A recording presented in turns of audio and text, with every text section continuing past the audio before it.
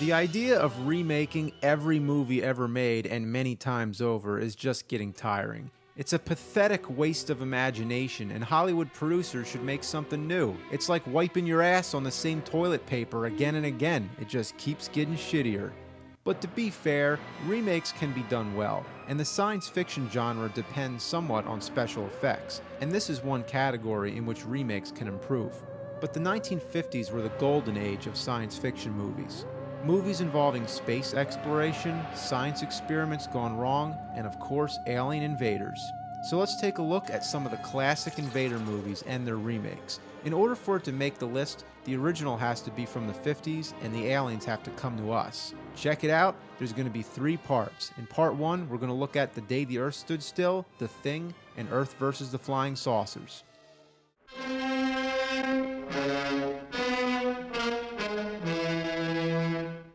First, The Day the Earth Stood Still. The original classic from 1951 is often considered to be one of the greatest science fiction films of all time. It's immediately lovable right from the opening title screen. That Bernard Herrmann music just sends chills down my spine every time I hear it. So you have a flying saucer, a humanoid alien in a spacesuit named Klaatu, and a robot named Gort that shoots lasers. Right there, it's fun and instantly appealing to any classic science fiction buff. But the camp value is only a disguise because this movie goes much beyond that. Klaatu doesn't come down to destroy the people of Earth, he comes to save us from ourselves, to tell us to stop all wars, but instead he's treated with hostility and has to go into hiding. He lodges in someone's house, just a regular middle-class family. He makes friends with a young boy and scientist, sharing his intellect and ambitions for world peace. It sounds a little preachy, but it's an entertaining movie, it's well written, and worth a watch any day. The robot Gort is just the icing on the cake. And of course there's the famous command, Klaatu Barada Nikto. Klaatu Barada Nikto. I've never understood why, but this line has been parodied so many times, it's unbelievable. The first time I heard it was in a Ninja Turtles episode, Invasion of the Turtle Snatchers. A Nikto would not have hurt you. I figured that out, but where are we? And who are you? I am Klaatu, and this is the little woman, Barada. Also, when analyzing the movie, a lot of people have compared Klaatu to Christ. He comes to Earth, he's shot down by authorities, then he's resurrected, delivers a message of peace, and finally ascends back to outer space. The MPAA didn't like this, and they made them add this line here. He has the power of life and death? No. That power is reserved to the Almighty Spirit. It's a good movie and it has an anti-war message. And even though the movie's nearly 60 years old, that message can still be applied today. However, Hollywood big shots feels if they have to remake it, and no doubt it takes all those issues about war and tries to make them more contemporary. But like I said, what's the point of when you can already apply it to any time period? It just takes a little imagination. But here's what I think about the remake. As its own movie, it's okay. It obviously has a lot of special effects and updates the message for world peace, but it also elaborates on some things from the original, like how Klaatu's able to take control of machinery, which is kind of interesting. Keanu Reeves is actually really good as Klaatu, and it's funny I say that because if you look at a lot of movies he's in, he has no emotion. But here, it's appropriate. His posture, blank expression, and monotone voice fit the role. The rest of the cast is okay. Jennifer Connelly and Jaden Smith do their job. John Cleese is great as the professor, but he doesn't really have much screen time. Gort is CG as expected. He's the only recognizable image from the original. I can't help but feel that he doesn't really have much purpose in the plot. He exists just because he's cool. Without Gort, it wouldn't have been The Day the Earth Stood Still. But couldn't it have been something else? They could have taken that idea of global warming and make it an entirely different sci-fi movie on its own, rather than a remake of one of the most well-known sci-fi classics of all time. Naturally, a lot of people who love the original will be kind of biased, but I went in with an open mind and I found it to be entertaining. It didn't live up to its full potential, but it wasn't that bad either. Oh, and don't expect an ending, because it doesn't have one.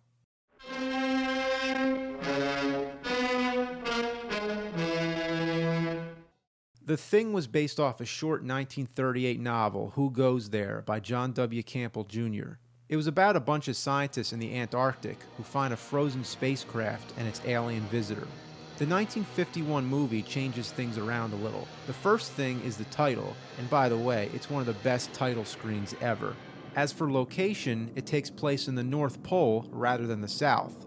Never could a movie and book both take place on complete opposite sides of the Earth and still not even matter one bit. As far as the plot goes, the film only seems to follow the first part of the novel.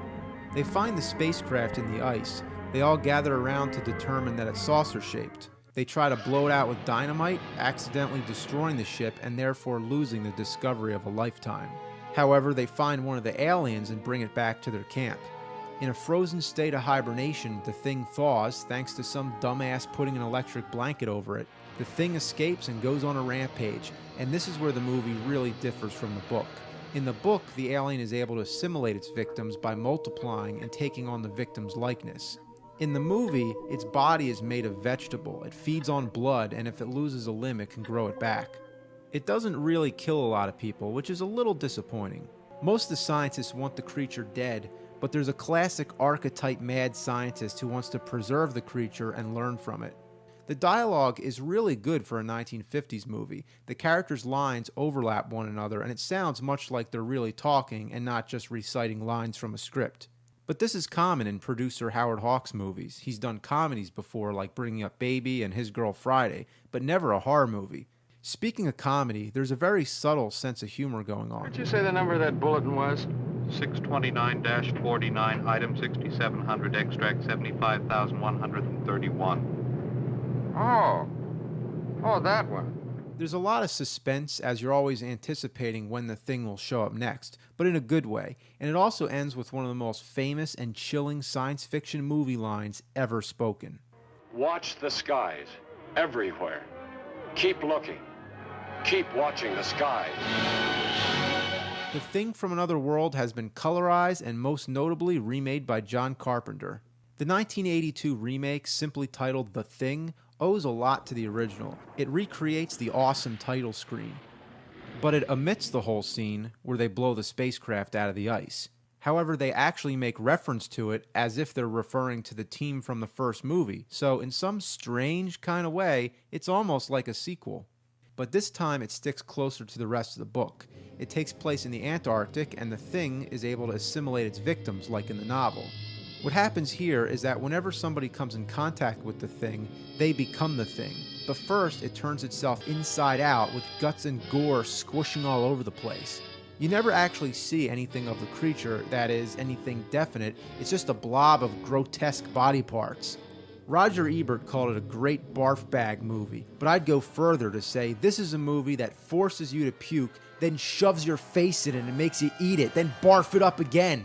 It's absolutely repulsive and a great testament to the wonders of special effects that are not CG. It's a showstopper and it kind of weakens the rest of the film. That's a problem that the original didn't have. The whole film was consistently strong, but this one feels very lopsided, and on a first viewing you may find yourself feeling that it's very slow and that you're waiting for something to happen. However, on repeated viewings, this movie is actually very good in its own right. The cold, barren setting subjects you to the isolation that the characters are going through. They grow more and more paranoid because they don't know who's real and who's the Thing. So it's a much darker movie than the original and very nerve-wracking, and again, in a good way. But like I said, the special effects, as amazing as they really are a showstopper, and I always feel that the less graphic a movie can be, the more effective it can be in the long run. The classic version didn't need all those effects. It's the age-old saying that less is more. John Carpenter was very much a fan of the original. He used clips of it in Halloween when they're watching it on the TV.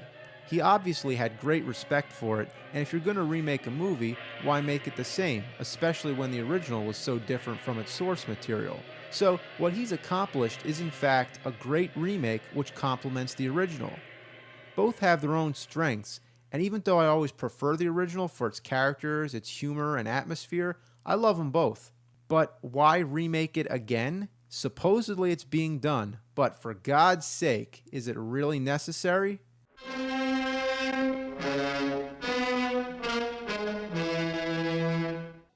Earth versus the Flying Saucers. This 1956 classic is the epitome of UFO pop culture. Whenever you think of alien spaceships, instantly what comes to mind is a saucer shape. Real-life witness accounts and photographs have always depicted the flying saucer. Whether you're a skeptic or believer, this is the classic image and this is the classic film. The plot is nothing more than a blunt, full-scale invasion where the saucers come in and attack major cities around the world. The special effects were done by stop-motion pioneer Ray Harryhausen. He built miniature saucers and not only made them look like they were flying, but tilting and spinning too. You never see the strings. With today's technology, they could be digitally removed, but Harryhausen had to paint the strings so that they would blend into the background, kind of like a chameleon, which meant constantly repainting them as the background tones would change. The final scene where the saucers destroy Washington, D.C. is one of the most memorable scenes in the history of science fiction cinema. Today, the effects seem outdated and the whole concept cliché in general, but this movie still holds up today. It's entertaining, and the stop-motion quality gives the saucers an unearthly style, which is very appropriate. While thankfully no direct remake has ever been made, two movies, both in 1996, draw major similarities. The first one I'll mention is Mars Attacks, a comedy directed by Tim Burton. It's like a monster run-amok film like Gremlins. A bunch of crazy, silly aliens come down and go on a rampage, defacing many of the world's famous landmarks, including the Washington Monument, a reference to Earth versus the Flying Saucers. Their spacecrafts are also equipped with the same style ray gun. It's an affectionate spoof. But the big one is Independence Day. This movie, again, while not a remake, it's the closest thing, the modern-day equivalent of Earth versus the Flying Saucers. Again, we have alien spacecrafts destroying the world's landmarks, but it goes beyond being a cliched imitator. The scene of the White House being destroyed is, in its own right, a memorable movie scene. The aliens look like maybe Predator or Aliens. While not very original, the special effects were pretty awesome. This is, of course, the first in a string of summer movies starring Will Smith. He's great as the comedic relief, and he helps lift the entertainment value. The movie has an American overtone where we fought for our independence, which seems to be an attempt at lifting it from just being a dumb alien invasion movie, but it only makes it dumber. Lots of people have criticized it for this and for some of the action scenes defying their suspension of disbelief. Even today, it's popular to say that this movie is ass. But it's a typical summer blockbuster. What more do you want? Bottom line, they could have easily called it Earth versus the Flying Saucers because it's so similar. But they didn't, and that's proof that you can take an old idea and make it something new without making it a remake. So check in for part 2. We're going to discuss War of the Worlds and Invaders from Mars.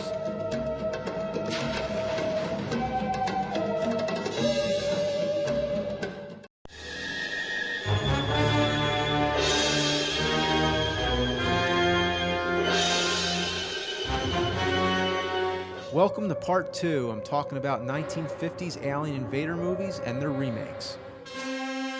War of the Worlds.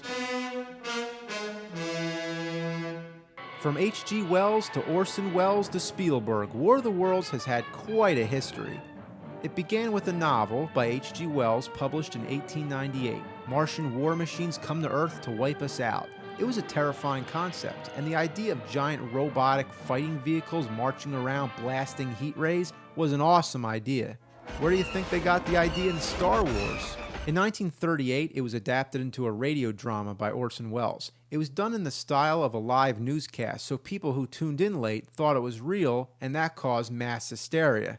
In 1953, there was the classic movie. It begins with an epic narration about the preceding world wars. Then, after the credits, it goes into another chilling narration about all the planets in the solar system and why the Martians chose Earth. It's a great opening.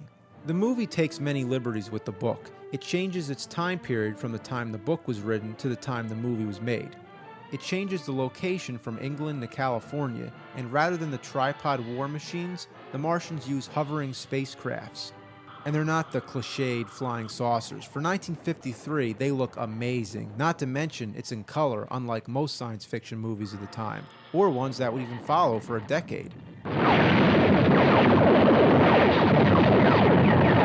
The sound effects are outstanding. The army tries to fight back, but nothing stops them. They even use an atom bomb, but it doesn't do a damn thing. Aside from sheer spectacle, the suspense is great too. You hardly see the Martians, you only catch a few glimpses and you never see their whole body. Other movies would have taken all that hard work for the alien effect and milked it for all it's worth. I love this movie. I think it's by far the best alien invader movie of the 50s. In 1988, there was actually a sequel in the form of a TV series which ran for 2 seasons.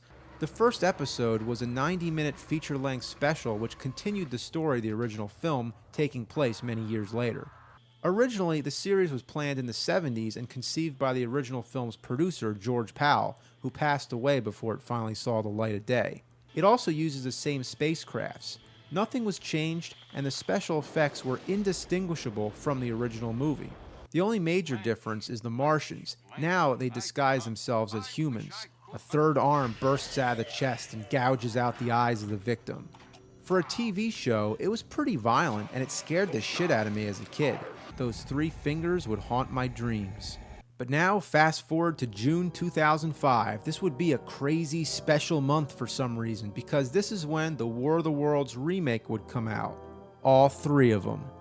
Yes, take your time to wrap your head around this. There were 3 remakes of War of the Worlds, and all 3 of them came out in June of 2005. What was that about? June 14th, there was H.G. Wells' War of the Worlds, directed by Timothy Hines. This one went direct to DVD. Unlike the others, this one takes place in the novel's original time period, and it makes a point to follow the novel almost word for word. And guess what? It has a runtime of 3 hours, which is insane. I guess that's what happens when you literally transcribe a book to a movie. I have to say, for an independent film, it's highly commendable and it must have been a lot of work to pull off, but it's a shame that it looks like shit. The dialogue sounds as if the actors are reading straight from the book. Maybe it's the way it translated from page to screen. And as for the special effects, well, they're not so special. Computer-generated effects are something that has to be pulled off perfectly, which it rarely is, even in big-budget Hollywood blockbusters. But here, the CG just looks awful. The aliens look like they belong in a video game. People are engulfed in CG flame and turned to skeletons. It's offsetting and laughable. And so much of the scenery is obvious green screen, even things that seem simple to do without the aid of a green screen. In some scenes, even the buildings are CG. If you just caught a glimpse, you wouldn't even know it was a live-action movie. Even the mustaches are fake. This is like an Ed Wood movie. But like I said, this is not a big-budget film. According to IMDb, it only cost $5,000. If you accept the terrible effects, it almost becomes a style, sort of. It's nice to see such an ambitious attempt at adapting the novel in extreme detail, but it makes you wish that it was done by a major studio instead. And 3 hours is kinda tough to watch. Of course, I found out later that there's been new cuts. There's a new edition called The Classic War of the Worlds, and that's 2 hours and 5 minutes. If you're curious enough, check it out. Then there was another one with the same title, H.G. Wells' War of the Worlds, directed by David Michael Latt. This one again was direct to DVD, and it was rushed out on June 28th, a day before the Spielberg version. Like the original, it takes place in the present day, rather than in 1898. In general, it's so much different, I almost wonder why it couldn't be called something other than War of the Worlds. In fact, it has an alternate title, The Invasion, but it's hardly used. In comparison to the last one we saw, the actors are much more believable and the special effects are a million times better, but that's not saying too much.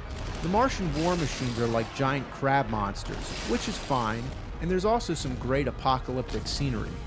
For a budget of $1 million, it's not bad. It looks like something that could have been released in theaters, but comparing it to the $132 million Spielberg version and the abundance of Alien Invader movies out there, this one just blends into the crowd and it becomes mediocre. This movie actually had a sequel, War of the Worlds 2, The Next Wave, released in 2008, but let's not get into it because we'll be here forever. And at last, on June 29th, we had the Spielberg version starring Tom Cruise. This is the one that most people know about. After all, it's the only one released in theaters of the June 2005 War of the Worlds remake trilogy. Again, it was a modern day retelling, and for what it wasn't bad. It seemed most people hated this movie, but I didn't really expect much. It has some great special effects, like when the ray guns are blasting people to bits. But other times, like when the alien probe goes into the house, it's obvious CG and it looks like ass. Even the original probe looked better. What I really liked was some of the long takes. The camera becomes a character itself and it really puts you into the situation. I feel as if this movie did a good job showing people's emotions to the crisis, and it kind of helped to give it that modern day, post 9/11 subjective view, but in the end, it's just an alien movie, nothing special. I prefer the original by far. It has a charm that could never be matched. What really turned me off personally was that 3 remakes all at the same time, coincidence or not, it was just overkill and it was confusing. Invaders from Mars. Invaders from Mars came out in 1953, the same year as War of the Worlds. It also dealt with Martians and also done in color. This is the cheap-ass one, the poor man's War of the Worlds, but it has its own unique style. What happened to your net? It looks like there's a... Nothing. I caught it on a barbed wire fence. barbed wire, but there isn't any barbed wire between... I caught it on barbed wire, I said! Everything takes place from the perspective of a young boy. It seems all the aliens in the movie are something a kid would come up with. The main Martian is just a head with tentacles. Kinda reminds me of Krang from Ninja Turtles. The other aliens look like they're wearing pajamas. All the artificialness gives it this surreal, supernatural environment. Even the color is kind of weird, depending on the print, I guess, but it's just kind of strange. It's the quintessential cheesy alien invader movie, but for what it is, it works. In 1986, there was a remake by the same title, directed by Tobe Hooper, who brought us horror classics such as Texas Chainsaw Massacre and Poltergeist. The remake follows the original pretty closely, even down to that old weird-looking fence. Again, it succeeds in putting you into the child's perspective, reminding you that dark time when your imagination would run wild. It's not a great movie by any means, but if you just look at the cover, what do you expect? If a B movie is what you want, then it's what you get. The alien effects are delightfully cheesy. Now look at the alien leader, now I can really see that as Krang. Creatures from the 80s were the best. This is before CG came along and took a shit all over everything. There's nothing like seeing a good old animatronic monster, but they're not as awesome as the Gremlins or Critters, and it tends to get overshadowed by everything else that was out at the time. One of the props being used is actually a recycled tricorder from Star Trek II: The Wrath of Khan. Another piece of trivia, Jim Hunt, who plays the police chief, was the same actor who played David, the young boy from the original. To sum things up, both versions are okay. The special effects each represent the decade in which they were made. It wasn't one of the best invasion classics to begin with, but still worth a look. Check in for part 3, the final part. We're going to talk about Invasion of the Body Snatchers and the Blob.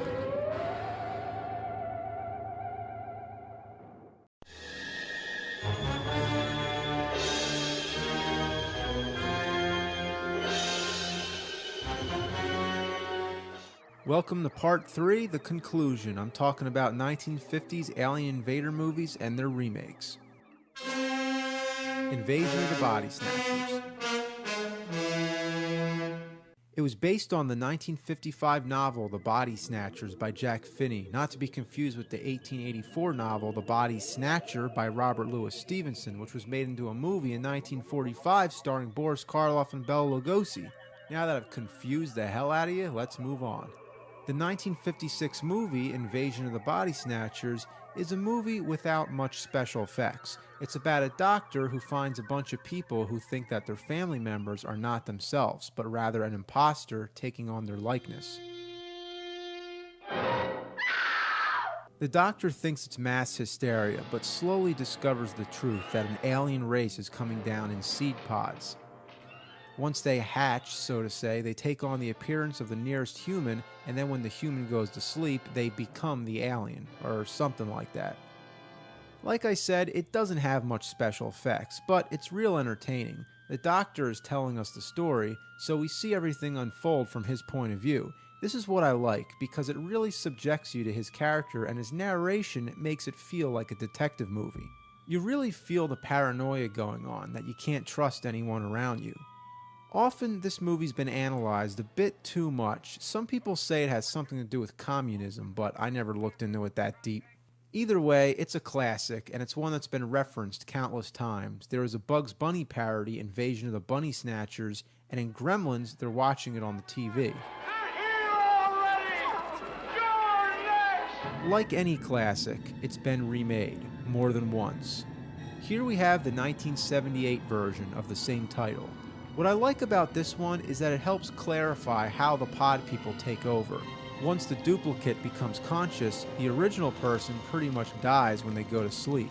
In the first movie, it doesn't really make much sense. When the Doctor's love interest goes to sleep, she immediately becomes the imposter, but then where does the duplicate go, and what's the point of even having it? This one makes a little more sense. There's also some pretty good special effects. When the pod people are born, you see it happen in explicit detail. This is one moment when it's definitely stronger than the original film.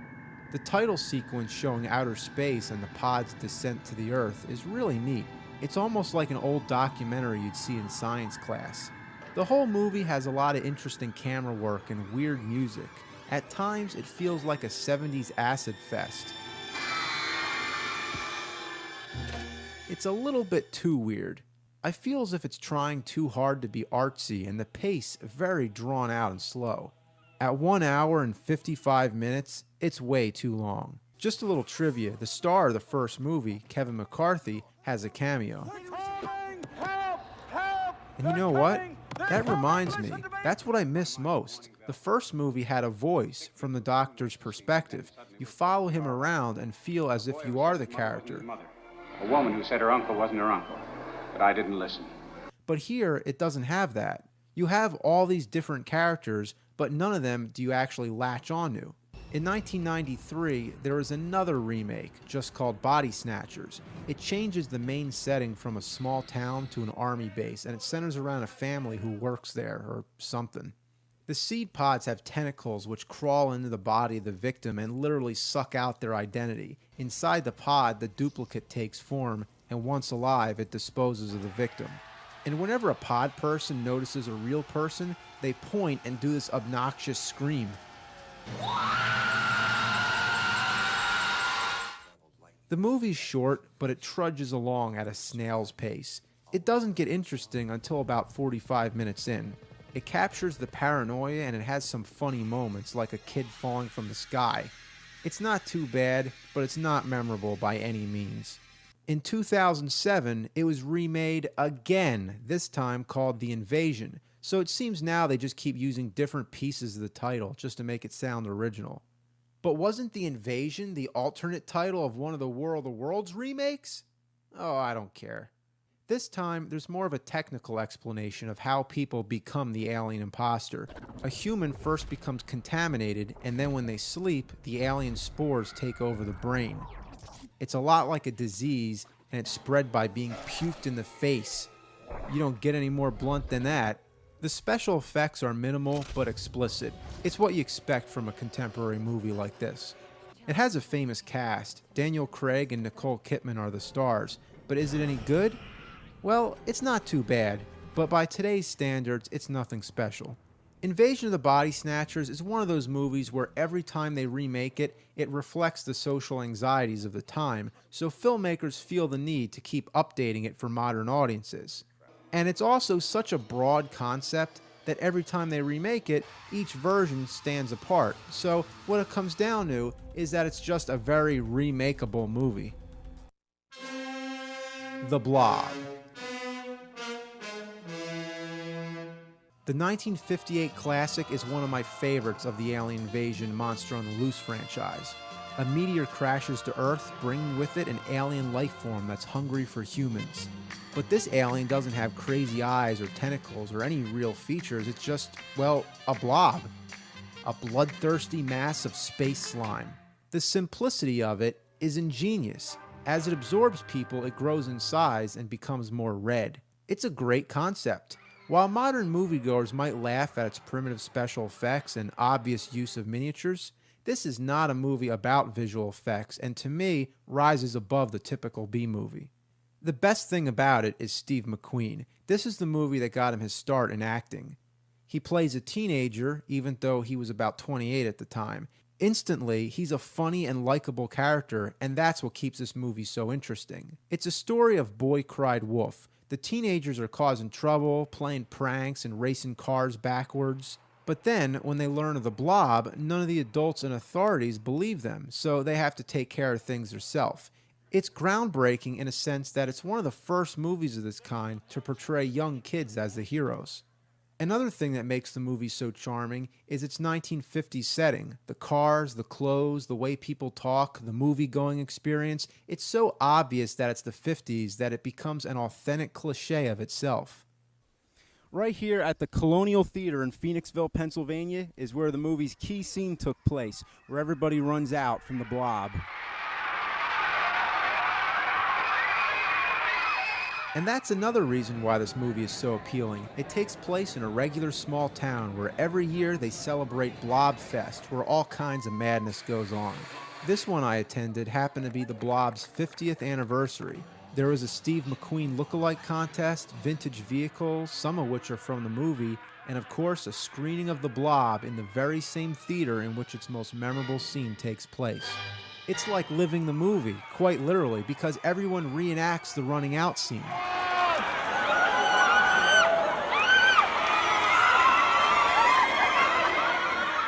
It's an experience that this video can't do justice. And courtesy of prop collector Wes Shank, the Blob itself makes an appearance. Yes, the actual Blob from the movie.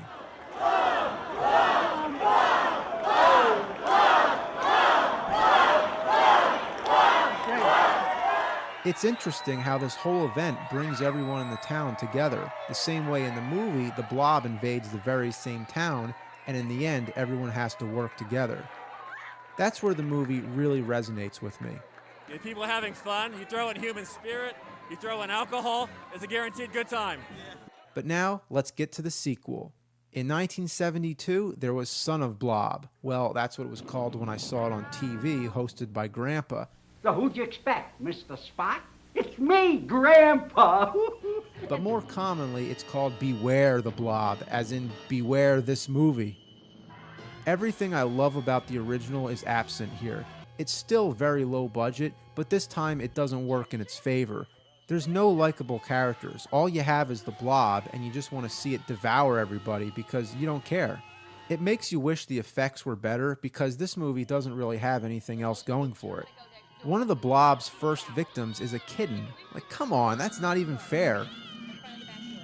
There's one part where someone is actually watching the first Blob on TV. So how this is a sequel, I guess it isn't. It's like in Halloween 3 when they're watching Halloween. It makes no sense, and even though it may be a funny joke or nod to the original, all it does is make you wish that you're watching the original instead.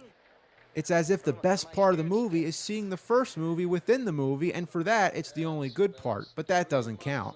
The 1988 remake is more worthwhile. There aren't any actors as charismatic as Steve McQueen, but they all do their job. It's entertaining in the same way as any slasher movie from the 80s. The Blob effects have a substantial update. This time, they look pretty decent. A year later, Ghostbusters 2 used similar effects for the River of Slime, an obvious tribute to the Blob. But the neatest thing about the 80s Blob is when it devours people, you actually see what happens to their bodies. That's the only thing the original didn't have, gore. But I couldn't imagine this happening in the original. It didn't need it. This is a different movie, and this one is all about special effects. Bring on the Blob, bring on the gore. It's awesome. I still prefer the original, but I'm happy with both versions because they're so different. But there's been talk of yet another remake in the works. Undeniably, it's going to be all CG, which is going to lose all the appeal of both the 50s and 80s special effects. I don't think we need to see another Blob movie, but let's see what the folks at Blobfest have to say. We watched the 1988 remake last night on pay-per-view, or actually on demand, and that was actually pretty slick as far as production values go. I can't imagine they could do better than that as far as effects go. I think if they make a remake, they should make a remake and not go wild and you don't even recognize what it is anymore. Generally, what happens when they remake these movies is they're trying to capitalize on the name only, but the people who know the name, those are the people who grew up loving the original film. So if you're going to use the name and people haven't seen the original, I don't know what sense that is. The last I heard, the Blob was, biological weapon that gets loose from a government lab, which is a nice idea, I guess. But let's not call it the Blob. Call it something else. Go a slightly different tack and let the Blob exist as it is, The Blob you're talking about, the remake, are the ones where you fill in the blanks, because you created sometimes worse than the effects guys can. Although it was fun seeing people being dissolved by the new Blob, of course, because I'm an effects guy. When I watch a movie, I'm in effects mode. Maybe the less said, the better. I think they should just keep showing the original over and over again. You're never going to top it. It's never going to tarnish the original, though. That's for sure. To sum things up, while the remakes are more sophisticated, the originals were so much more groundbreaking for their time. But the fact is, there's going to be more remakes, and more than we can even begin to guess. The real tragedy is that modern moviegoers are usually more interested in the newer movies. There's a lot of people who actually refuse to watch black and white movies just because they're black and white, and that's just sad. But on a lighter note, most of these alien invasion remakes were quite good. With a remake, there has to be a perfect balance. They can't completely copy the original because that's a waste of film. So, you made the movie. And now you want to make it again? No. And they can't completely stray from the original idea, or else what's the point of sharing the same title? And even if you totally hate the remakes, the originals still exist. But on the other hand, it sometimes buries the originals. Like if you go into a video store and ask for a movie, you may get the remake, and younger generations may not even be aware that it's a remake. On the other hand, you can say that when a remake comes out, it draws more attention and introduces people to the original. Bottom line, remakes can be done well, but it's our mission to make sure that the originals are never forgotten.